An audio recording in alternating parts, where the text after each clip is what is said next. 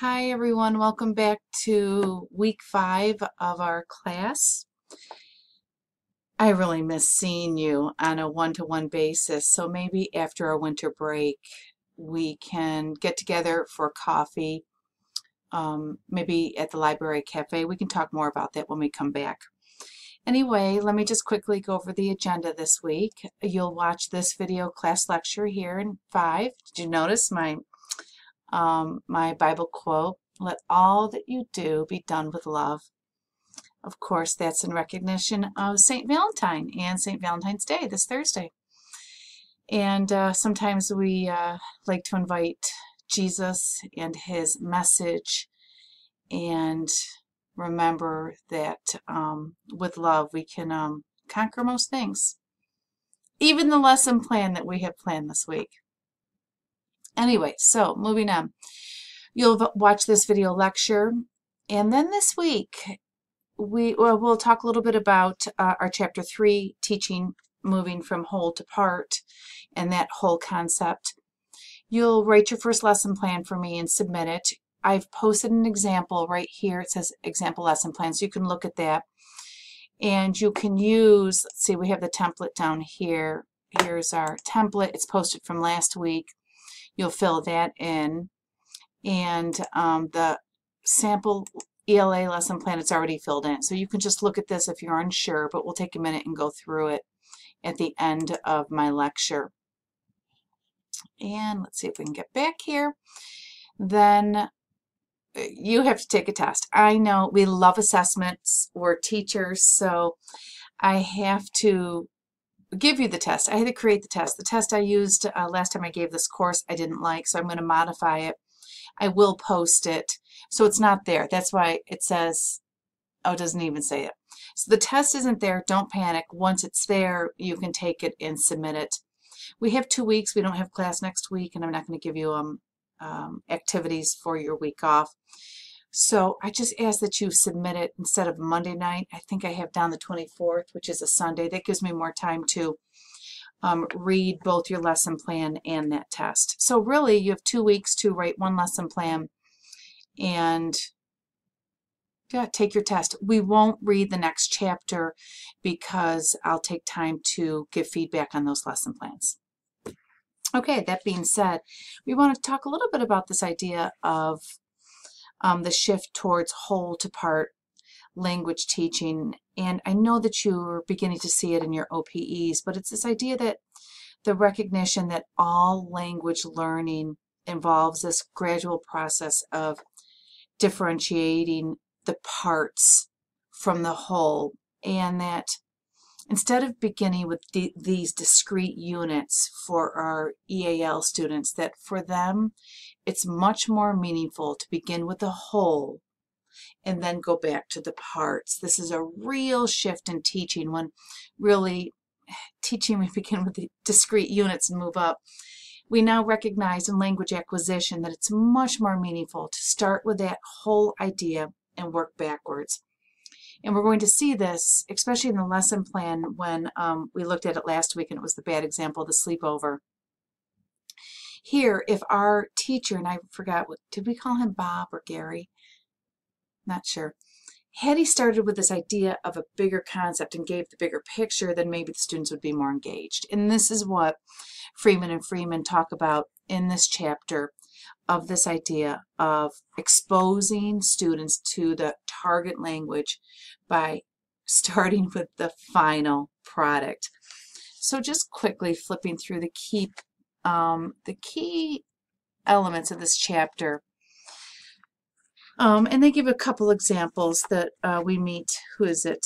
Our newspaper, our teacher Claude, who uses the newspaper to teach. And then we have Betty.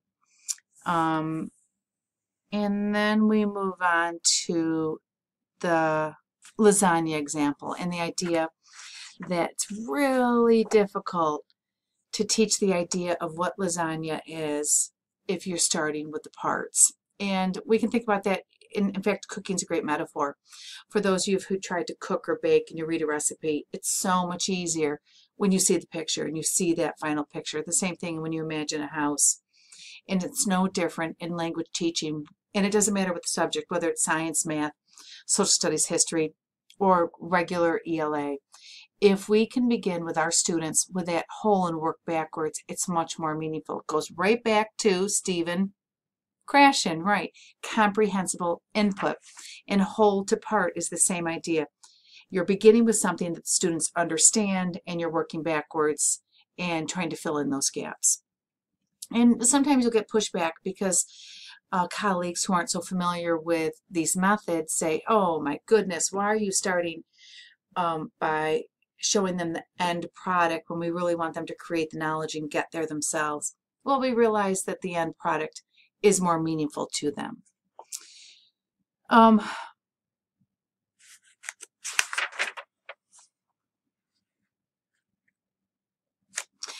this comes back to the idea of phonics and teaching the small languages, the small essence of language. Is there value in that? Absolutely. Should that be a general approach to language teaching? Usually not. But there's certainly times when we need to focus in and identify a particular part in pronunciation or an aspect that students having difficulty understanding. Then we can certainly focus in on those minutiae and the little parts. But for the most part, we want to remember to start whole to part. There's a lot in organizing curriculum in this chapter, and they give examples, and they have great little topics, the cha-cha curriculum and the gummy bear curriculum, and they talk about curriculum that's really not great for the organization, and the idea that it's piecemeal, and the theme that not necessarily doesn't work, the gummy bear theme. And I think maybe some of you have experienced that in your own learning experiences when they have tried to use a theme across the curriculum. It doesn't quite work. And especially when we have students of diversity from, different socioeconomic backgrounds, heritage, languages, cultural differences, ethnicities. These types of curriculums really don't cross all lines. And the text, Freeman and Freeman, really supports this idea of the big question. And we do too in New York State with lesson planning at TPA. We're looking for this overall idea of the central focus of the lesson. It's easy for students to identify central focus. It does cross disciplines. It can cross just a unit or an entire lesson segment or a unit plan.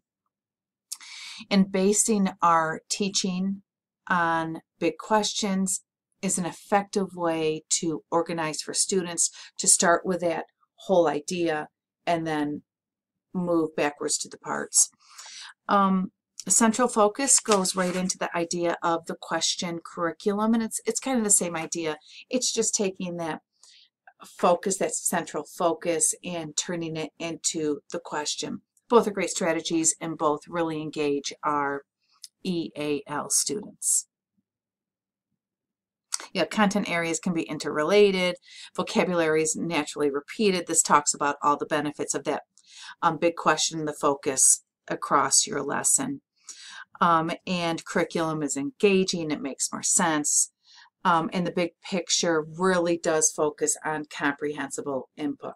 The idea that central focus is the big question is that idea of starting whole to part.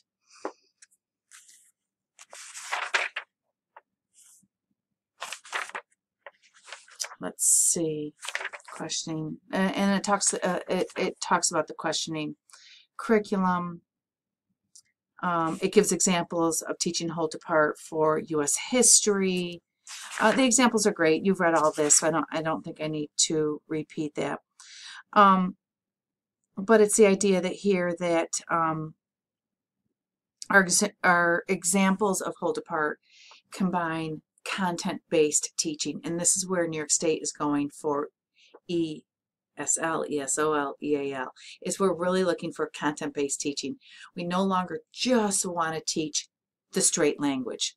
We want to make sure that we're teaching language and content at the same time. We're meeting those academic needs in science, math, social studies, history, ELA, and this is why content-based teaching is so important, and whole to part is important.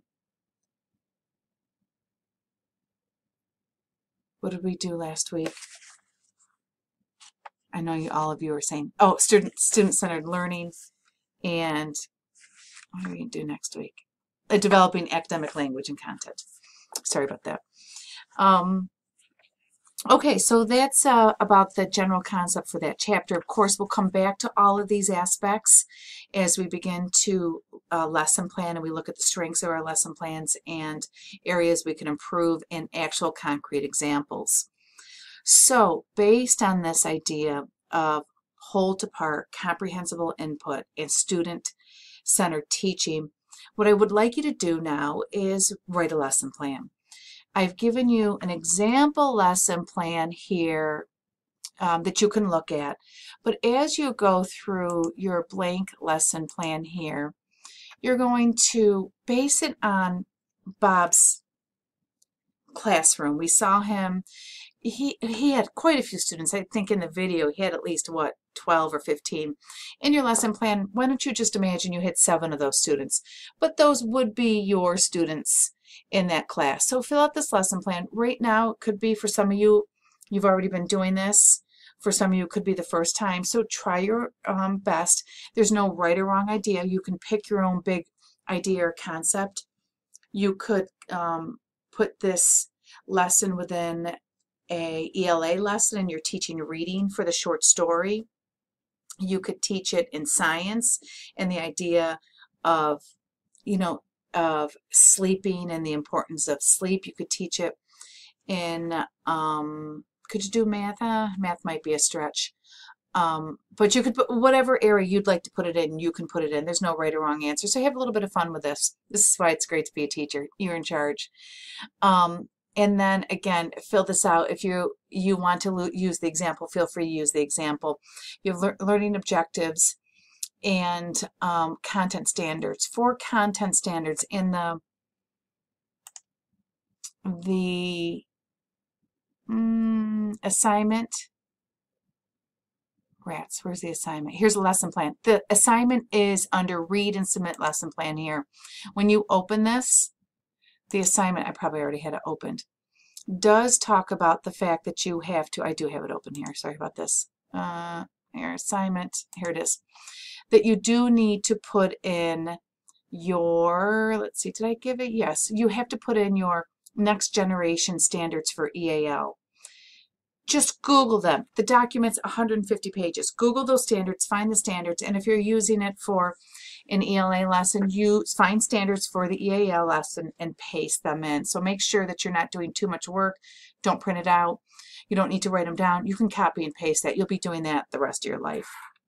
But your lesson will be about 40 minutes, and here's the actual lesson assignment for writing the lesson plan.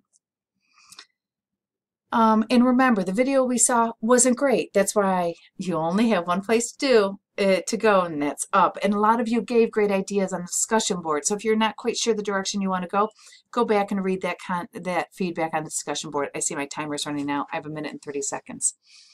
Okay, so hopefully you all understand that. Let's go back to the assignment. Where am I? Hold on. Rats. Is it going to go back? It will. Okay, so you've watched this video. You're going to write your lesson plans. You're going to read the assignment, write the lesson plan, submit there. You're going to submit a chapter 1 test only after I've put it up. And also, if you want an idea of a sleepover story, I've just given a link for a sleepover story that might help you write your lesson plan. But remember, these are exercises in writing lesson plans, exercises in teaching. You don't necessarily need to follow through and read that story and, you know, it's just there for your, if you feel like you need that source in order to write the plan, I gave you a source. You do not have to use it, but it's there in case you need it. All right, I have 20 seconds before my video runs out, so hopefully it won't cut me off. Oh, I wanted to finish in prayer. Bow your heads. We'll finish quickly here in prayer. I'll let all of us say our own prayer as we finish up here. Know that I'm thinking of you, and I miss you all. If you have any questions, feel free to email me and I will get that test up. All right, let's bow our heads and pray. Thank you.